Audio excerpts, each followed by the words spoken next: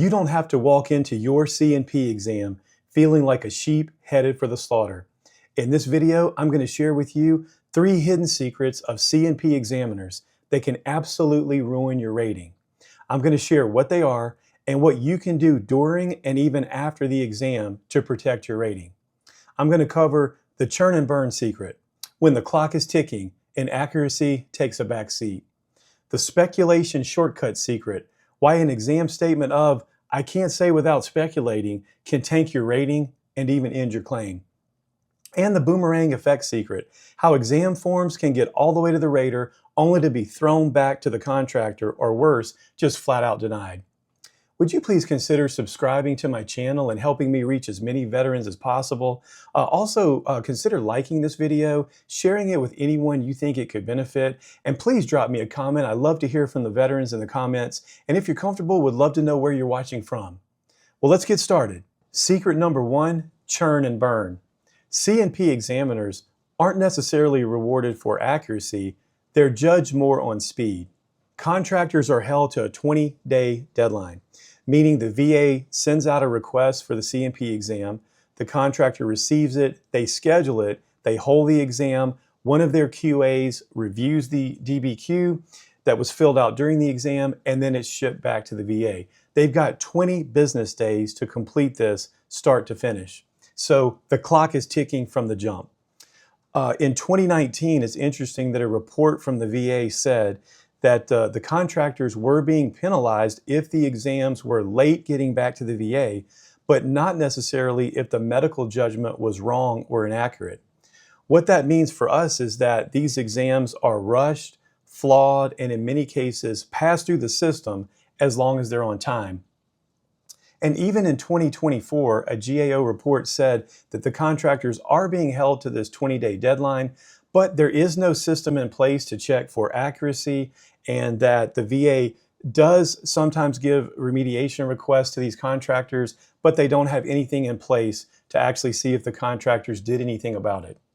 What does that mean for us? It means that we get a 15-minute C&P exam for an issue that should take 45 minutes. I know in my case, I had 6 conditions examined by one C&P examiner, start to finish. They were all completed in 25 minutes. That's what we're talking about. So how does this show up to the rater? And what does the rater do with it? Well, they get this form and it looks like all the boxes are checked. It looks like the form's complete, it's been QA'd.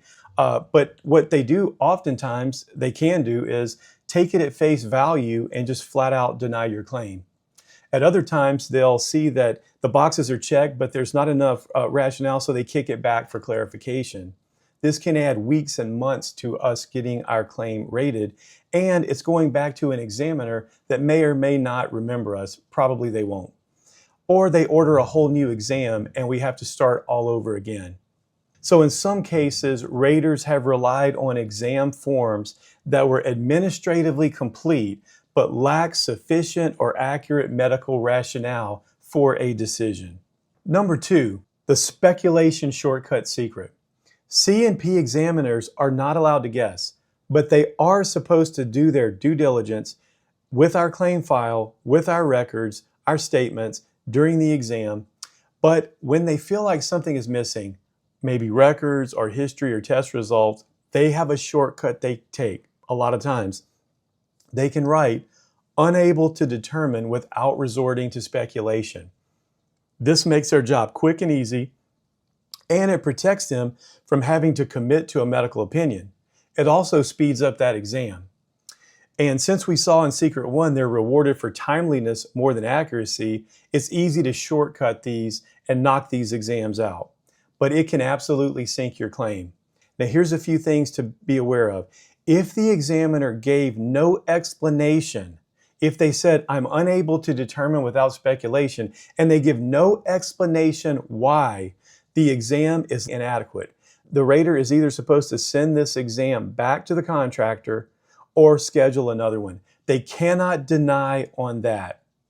Now, if the examiner wrote "unable to determine" without speculation, but the examiner explained why and gave the rationale, maybe missing records, lack of evidence, limits of medical science, then the VA can deny. But either way, it puts you, the veteran, on the defense unless you know how to respond. So how can you prevent this during the exam? What you've got to focus on in this case is closing the evidence gap so the examiner doesn't take the easy shortcut of speculation. Here's some things you can do. Bring a timeline of your condition. Document when it began, how it worsened, and your treatment history. Give that continuity language. This started in service and has continued up until now. Also, reference supporting diagnoses. Mention private doctors or prior VA records to anchor your opinion and their opinion.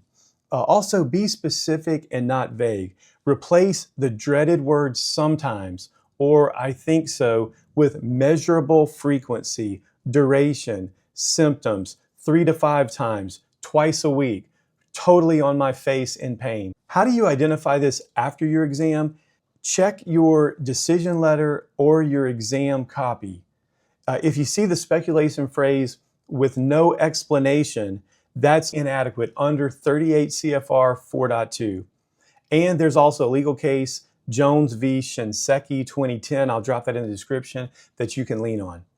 If you see the phrase unable to determine without speculation, and there is a reason, say records are incomplete, the VA can deny it, but now you know exactly what's missing and you can make sure that you get that information, file a supplemental claim, and win it.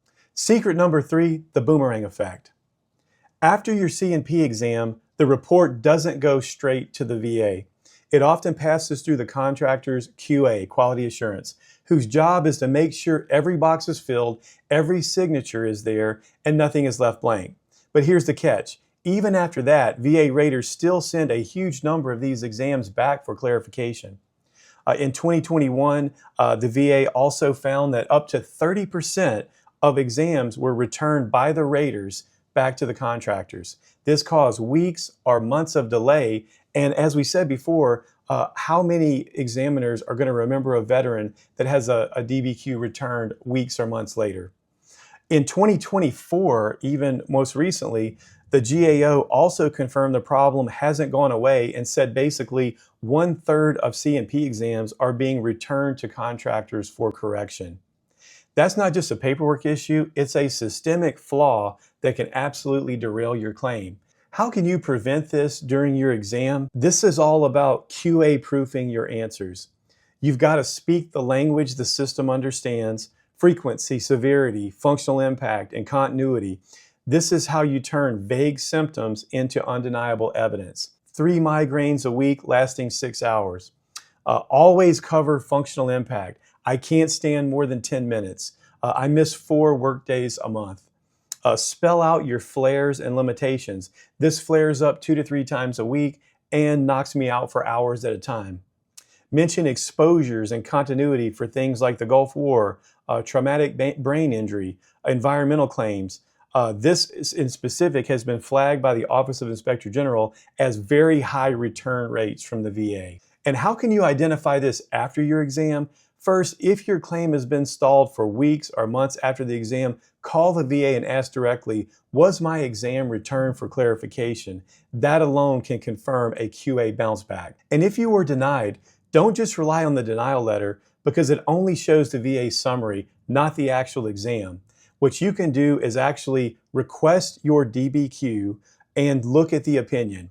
These are not easy to get, but here's a few ways you can get it.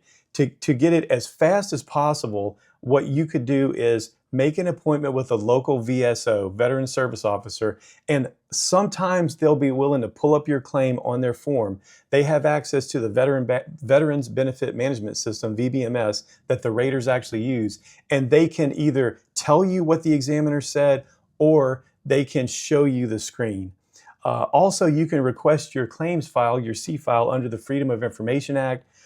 And sometimes you can go to the regional office to request your claim file. I haven't really heard from any veterans that that actually works, but I've seen it mentioned. When you get the DBQ, if it looks vague but complete, every box checked but no narrative, that's a sign it passed through the QA even though it lacks substance. What can you do after? If your exam was returned, you can use that delay as evidence. The VA already admitted it wasn't accurate. And if you were denied, check if the rationale or functional impact is missing. There is a court case, Barr v. Nicholson in 2007, where they ruled that veterans are entitled to adequate exam. You can claim that in your appeal or your higher level review. Would you please consider subscribing to my channel to help me continue to reach more veterans? And don't forget to like, share, and drop me a comment. I'll see you on the next video.